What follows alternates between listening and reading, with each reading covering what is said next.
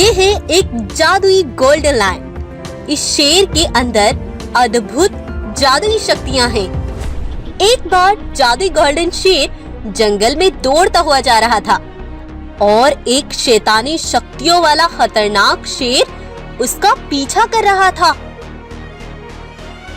दोनों में भयंकर लड़ाई होने लगती है और दोनों घायल हो जाते हैं और वहीं बेहोश होकर गिर जाते हैं। वहीं दूसरी ओर एक चीता रहता था। चीते का सेवक बाघ था। बाघ बहुत ही ईमानदार और अच्छे स्वभाव का था। बाघ का एक छोटा बेटा भी था, वो भी उसके ही साथ रहता था। लेकिन चीता बहुत ही जालिम, खतरनाक था। वो किसी पर दया नहीं करता था। चीता हर रोज बाघ से ही शिकार मंगवा कर खाता और खुद आराम से गुफा पर रहता। एक बार बाघ की तबीयत बहुत खराब हो जाती है। बाघ से चला तक नहीं जा रहा था, तो वो आराम करने लगता है। उधर चीता को बड़ी जोरों की भूख लगती है और चीता सोचता है, आज ये बाघ कहाँ है? कहीं दिखाई नहीं दे रहा। मुझे बड़ी भूख लगी है, पता नहीं कहाँ मर गया। जाकर मुझे ही देखना पड़ेगा। तब चीता बाघ को ढूंढने लगता है। बाघ उसे एक पेड़ के नीचे पड़ा मिलता है।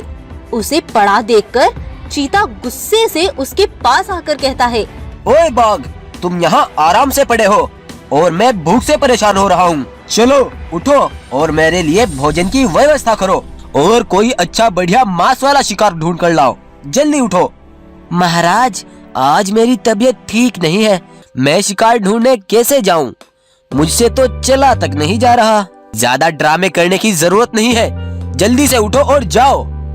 जालिम खुदगर्ज चीता उसकी हालत देखकर भी उस पर दया नहीं करता और उसे भोजन लेने भेज देता है।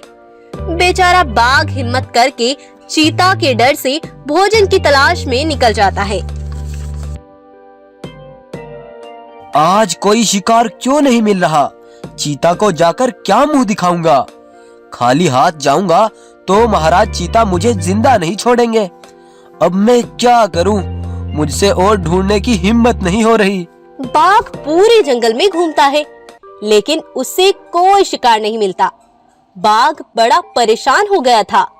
आखिर वो करे तो क्या करे?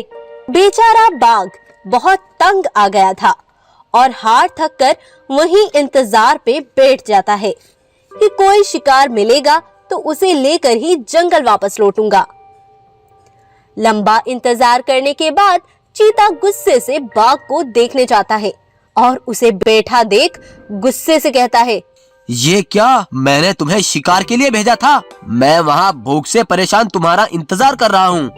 मुझे तो पहले ही तुम पर शक था कि तुम फिर वहीं बैठकर आराम करने लगोगे। नहीं महाराज, मेरी गलती नहीं है।